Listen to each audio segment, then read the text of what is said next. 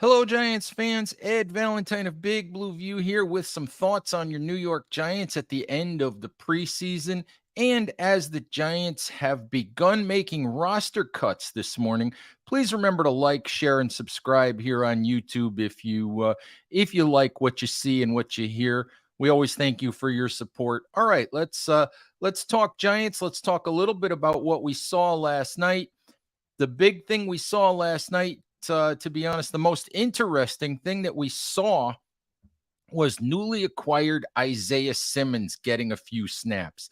Now, obviously, Simmons didn't know the playbook. He didn't know anything about the playbook. Most likely, the Giants just told him where to line up. And Wink Martindale basically, Simmons said after the game, that defensive coordinator Wink Martindale basically told him, just go rush the passer, which, to be honest with you, is probably going to be Simmons' primary role with the Giants, no matter where they line him up, inside, outside, might play some slot. But I think we saw a hint of how the Giants intend to use Isaiah Simmons, which is really to wreak havoc and to harass quarterbacks. So thought it was just 6 snaps for Simmons last night, just to get his feet wet, just to get him used to the idea of being a Giant. And I think we can be pretty certain that 2 weeks from now against the Dallas Cowboys, that there will be a role for Simmons. There will be a package for him on the Giants defense. Have to talk about all of the injuries that the Giants suffered last night. Really unfortunate. It caused me a lot of extra work, to be honest, because I had poured over a 53-man roster projection and then had to make some last-minute changes due to some of the injuries. Listen, we don't know the severity of Bryce Ford Wheaton's knee injury at this point in time. We don't know the severity of Jervarius Owens' hamstring injury. We don't know the severity of a lot of the injuries that were suffered last night, but because of what time it is, because the 53-man roster deadline is on Tuesday, because there's a game to play in 2 weeks, it impacts the guys that make the roster. I had Ford Wheaton and Jervarius Owens making the roster, and unfortunately, in my current projection, neither of those guys is on the roster. Alex Cook, undrafted free agent safety, took Owens' spot. Owens, a 7th-round pick, who's had a pretty good summer. Bryce Ford Wheaton looked like a player who was going to make the roster as maybe the final wide receiver, and a guy that was getting praise from GM Joe Shane for his special teams work, and actually made a nice special teams play early in Saturday's game, covering a punt where he was lined up as the gunner and got downfield and forced a fair catch, but suffered a knee injury somewhere along the line. And unfortunately, as I said, we don't know the severity, but when I think about it, I don't think you can give him a roster spot, when you're not sure about his availability. Don't know if he'll land on IR. Don't know if he'll land on the practice squad somehow. But unfortunately for Bryce Ford Wheaton, looks like he won't be making the 53-man roster. We'll hear from Brian Daboll a little bit later today. He's supposed to speak to media shortly after 1 o'clock. Maybe Daboll will have some clarity on some of the injuries, but hopefully he'll have some clarity. Daboll doesn't generally like to give a lot of injury information. He'll probably just tell us these guys are being evaluated. So we'll see, but hopefully he'll have some clarity. Also, really, really curious about the status of second-year wide receiver Wan'Dale Robinson. Joe Shane said a couple of weeks ago that Robinson should be off the physically unable to perform list soon, but that hasn't happened yet. And that calls into question whether Robinson will stay on PUP through the first 4 games of the regular season. it seems like a possibility that the Giants could take him off of PUP now and add him to their 53-man roster. And yet, not having practiced at all, we've barely seen Robinson do any running or catching passes at all throughout the summer. It seems unlikely that he could be ready to contribute week one against the Cowboys. So I'm not sure that the Giants would want to give him a roster spot at this point. And whether he's on PUP or off PUP complicates how you look at the roster situation at this point, as does the Bryce Ford Wheaton thing. I ended up giving Colin Johnson a roster spot, uh, simply basically due to attrition more than anything else at the wide receiver spot. But we'll see how all of that turns out. I'm just very, very curious about the Robinson situation. Very surprised that he hasn't come off the PUP list already. I do see that there are some folks out there watching us today. Please drop a question in the comments if you have one. I'd be happy to try to answer a question or respond to a comment if you guys have one. So please feel free to participate here as we chat live on YouTube.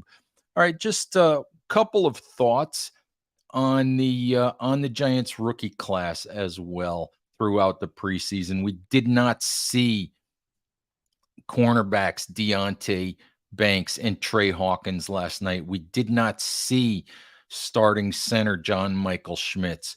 We did see a little bit of Jalen Hyatt, and there's a lot going around about a clip that we saw of Hyatt beating Sauce Gardner, the tremendous cornerback for the Jets, deep on a stutter move. And that really just shows you the explosiveness of Hyatt, which we've seen all summer. Hyatt's ability not only to sell the stutter, but his ability to almost immediately get back up to full speed. It was a tremendous route. Unfortunately, ended up as an incompletion, but in a preseason game, that doesn't matter. The takeaway is that Jalen Hyatt is the real deal. Jalen Hyatt can make plays for the New York Giants. I'm not predicting a 100-catch season. I'm not predicting that he'll be their number one wide receiver this year, but Jalen Hyatt will make some plays for the Giants that that get everybody excited. You know, the other thing that we did see, we saw Eric Gray do a lot of kickoff punt returning. We saw Gray as a running back last night. He's a kid who's going to help the Giants in both capacities, as a returner and as a backup for Saquon Barkley. We also saw more of Jordan Riley, who's impressive as a 7th-round pick, backup defensive tackle, kid who nobody had on their radar, but is going to make the roster and be part of the Giants' defensive line rotation. Felt bad, as I said earlier, for Jervarius Owens. Thought he was going to make the roster. The flip side of that is, I mean, Owens still might make the roster depending on the severity of that hamstring injury. But for me, because of the question, I have Owens missing out, and I have undrafted free agent Alex Cook, a guy who Emory Hunt of Football Game Plan and CBS Sports has been touting for a while now, told me to watch throughout the summer. Cook has been really good in the preseason games, made some plays on Saturday against the Jets, and he gets the roster spot that I had going to Owens based on the injury to Owens. Also, I have Bobby McCain, veteran safety, out in my projection simply because I just didn't see anything from McCain this summer. And I think the Giants have younger players they'd like to develop and who could probably help them more on special teams. So we'll see how that turns out. I did want to backtrack and talk a little bit about Hawkins and Banks. I thought maybe those two guys would get some snaps last night while Aaron Rodgers was in the game for the Jets, but the Giants chose not to do that. It's going to be really interesting to see how those two young players perform in the regular season. What we've seen from them in the preseason has been really, really encouraging, but it is very difficult to play cornerback in the NFL as a rookie. Teams are going to challenge those guys. They're going to game plan. They're going to pour over film to see what they think they can do against these two players to take advantage of their inexperience. Going to be very interesting to see how those two players perform as the starting outside cornerbacks for the Giants. Really, really intrigued or really interested, especially in Hawkins, because you just don't see sixth round picks come into the NFL and start as rookies at cornerback. You just don't see it. So, really, really good find for the Giants. And fingers crossed that he plays well, because if he doesn't, then Adoree Jackson has to go back outside, and I'm just not sure who goes into the slot for the Giants. It might be Darnay Holmes. Other than that, I don't know. I don't know who goes in there. Um, Got a question here from Mav asking if I see Joe Shane looking for some offensive line depth after roster cuts, and the answer to that is yes. Not at the guard position. I think the Giants are fine at guard. They've got the three-headed monster of Mark Lewinsky, Ben Bredesen, Josh Azudu, and we don't know who's going to start and who's going to be first man off the bench there yet. That decision just isn't clear at this point. The Giants also have Marcus McKethan, fifth-round pick from last year, promising young player, I think makes the roster. You could keep Shane Lemieux if you wanted to, or you could slide Lemieux to the practice squad. Jack Anderson's another player with some experience. But where the Giants obviously need help is at the swing tackle position. Tyree Phillips can play there, although I think he's a better right tackle and guard than he is probably a left tackle. But Matt Peart was a complete and utter disaster Saturday night against the Jets. Gave up a couple of sacks, committed a couple of penalties, whiffed on a block that led to a 4 or 5 yard loss on a running play, gave up a bunch of pressures. I don't know if the Giants are going to be able to find a better player on the waiver wire. The Giants, the way that the waiver claim order works, the Giants are 26th.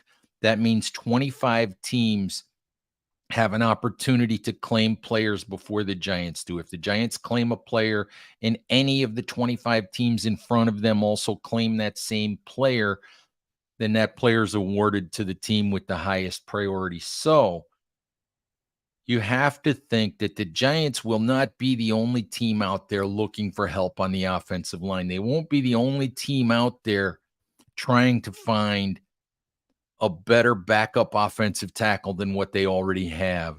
So I think it's going to be very difficult for the Giants to find that player to upgrade the offensive tackle depth. But I do think that Joe Shane will try. I do think he'll put in a claim on a player or maybe two players that he likes to see if he can bring somebody to the Giants. Fingers crossed that Andrew Thomas stays healthy, because you don't find another Andrew Thomas on your bench, but you want competent play if you at left tackle if you have to replace Andrew Thomas for any period of time. And that's not what we saw from Matt Peart. I like Matt Peart. I've always thought that he had potential. He has athleticism. I never really thought he got a fair shake from Joe Judge when Judge was Giants head coach. But at this point, this is Matt Peart's fourth NFL season, and you would expect better than what we saw from Matt Peart on Saturday night and throughout this offseason. So I think the Giants will most definitely be looking for help along the offensive line. I think they'll probably be looking for help on the waiver wire at the cornerback position as well. I think that I have on my 53, I have Darnay Holmes, surprisingly, even to myself, making the roster. I have thought all along that Darnay Holmes was not going to make this team, but I look at the depth that the Giants have, and I don't know that they'll be able to find a better backup slot corner on the waiver wire anyplace than Darnay Holmes. So I would expect the Giants to try to get Darnay Holmes to take a pay cut from his $2.743 million base salary and keep him on the roster if they can get him to do so. And I also have Amani Oruwariye making the roster as a backup outside cornerback. I'm not sold on that at all. I think the Giants will be looking for help there. I think Oruwariye on the roster is kind of a placeholder, but we'll see what happens. Also, I just wanted to talk a little bit about Tommy DeVito. DeVito threw a pick six last night. Chris Flum and I have been debating back and forth as to whether blame for that goes to DeVito, whether blame for that goes to David Sills. The TV view that Chris had seemed to indicate to him that was more on Sills. The view from the press box that I had from up above looked like DeVito kind of double clutched and threw off target. Could be a little bit of truth to both sides, but really that was the worst play so far of the preseason for DeVito. What I did want to say about DeVito is that I didn't think he had much chance to make the roster when the preseason started. To me, he's most definitely earned a practice squad spot. I'm not as high on DeVito as Chris is. If you've listened to Chris on some of his podcasts as well, I'm not convinced that Tommy DeVito is a guy that will eventually work his way into being the Giants' number 2 quarterback this year or next year. But I do believe that DeVito earned a practice squad spot, earned the right to continue to be with the Giants and to continue to try to improve and earn himself an NFL career. All right, Giants fans, I think that's enough for now. Appreciate you guys hopping on and listening, and thank you as always for your support. Please stay safe out there, take care of each other, and we'll talk to you soon. Bye-bye.